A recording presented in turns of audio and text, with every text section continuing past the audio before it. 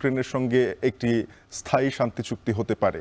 তো এখন আসলে সেই লক্ষ্যে এই যে বৈঠক, এখান থেকে জেলেনস্কি কি এই অঞ্চল ভাগের বিষয়ে রাজি হবেন কিনা এ নিয়ে কোনো আভাস পেয়েছেন কিনা, এবং এই আলোচনা আসলে কখন নাগাদ শেষ হতে পারে, এখন কোন পর্যায়ে রয়েছে জানাবেন।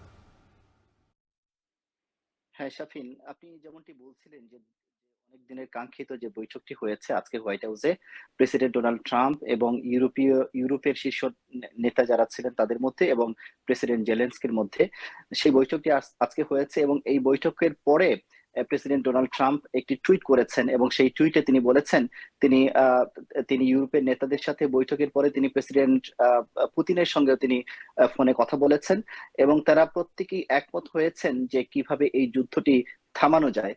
এবং এই যুদ্ধটি থামানোর ব্যাপারে ইউরোপের যে নেতারা ছিলেন আজকে হোয়াইট হাউসে, তারা বলেছেন এই যুদ্ধটির অবসান এখানেই শেষ করা উচিত।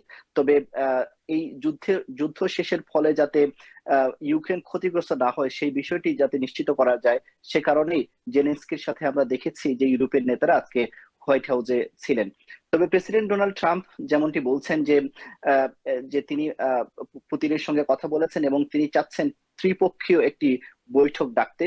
সেই বৈঠকের তারিখ এখনো ঠিক হয়নি, তবে খুব শিগগিরই সেই বৈঠকের হয়তো তারিখ তারা ঘোষণা করতে পারবেন। এই আশা করা হচ্ছে সেই বৈঠকে হয়তোবা একটি চুক্তি হতে পারে, যে চুক্তির মাধ্যমে দীর্ঘ 4 বছর ধরে যে যুদ্ধ হচ্ছে ইউরোপে, যে যুদ্ধ হচ্ছে আহ, আহ, রাশিয়া এবং আহ, ইউক্রেনের মধ্যে যে যুদ্ধটি চলছে সেই যুদ্ধের হয়তো অবসান হবে, এমনটি আশা প্রকাশ করছেন প্রত্যেক দেশের নেতারা। তবে আপনারা জানেন যে আজকের বৈঠকে যে ইউরোপের নেতারা ছিলেন তারা কিন্তু কথা বলেছেন প্রেসিডেন্ট ডোনাল্ড ট্রাম্পের সঙ্গে। তারা চাচ্ছেন কিভাবে রাশিয়ার আগ্রাসন কিভাবে থামানো যায়, রাশিয়া যাতে পরবর্তীতে ইউরোপের অন্য কোনো দেশে আগ্রাসন না চালায়, এই যুদ্ধ যাতে ইউরোপের অন্য কোনো দেশে ছড়িয়ে না পড়ে, সেই বিষয়টি তারা গুরুত্ব দিচ্ছেন। এবং প্রেসিডেন্ট ডোনাল্ড ট্রাম্প তিনি বলছেন যে তার মেয়াদে হয়তো এই যুদ্ধ আর বাড়বে না এবং তিনি চাচ্ছেন এই যুদ্ধের অবসান ঘটাতে। আপনারা জানেন প্রেসিডেন্ট ডোনাল্ড ট্রাম্প এর আগেও যখন ক্ষমতায় ছিলেন, তার সেই আগের মেয়াদে বিশ্বের কোনো দেশে কিন্তু কোনো ধরনের যুদ্ধ হয়নি। তিনি এবারও যে আপনারা জানেন যে কিছুদিন আগে যে যুদ্ধটি হয়েছে ইরান এবং ইসরায়েলের মধ্যে, সেই যুদ্ধেরও অবসান কিন্তু প্রেসিডেন্ট ডোনাল্ড ট্রাম্প মাত্র কয়েক সপ্তাহের মধ্যে তিনি করেছিলেন।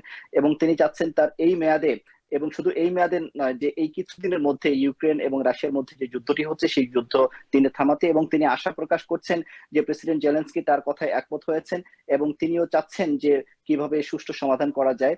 তবে তবে ইউক্রেনকে তিনি বলেছেন হয়তো কিছুটা ছাড় ছাড় দেয়া লাগতে পারে, হয়তো বা কিছু ভূমি হয়তো রাশিয়াকে দেয়া লাগতে পারে। রাশিয়ার যে যে সকল ভূমি এখন পর্যন্ত দখলে নিয়েছে সেই দখলকৃত ভূমি হয়তো ফেরত নাও পেতে পারে ইউক্রেন, এমনটা বলেছেন প্রেসিডেন্ট ডোনাল্ড ট্রাম্প ইউক্রেনের প্রেসিডেন্টকে। এই ছিল আজকের মিটিং এর আসলে সবশেষ খবর। যুক্তরাষ্ট্র থেকে শকুন আব্দুল্লাহ যুক্ত হয়ে জানাচ্ছিলেন মার্কিন প্রেসিডেন্ট ডোনাল্ড ট্রাম্প এবং ইউক্রেনের প্রেসিডেন্ট ভলোদিমির জেলেনস্কির বৈঠকের সবশেষ।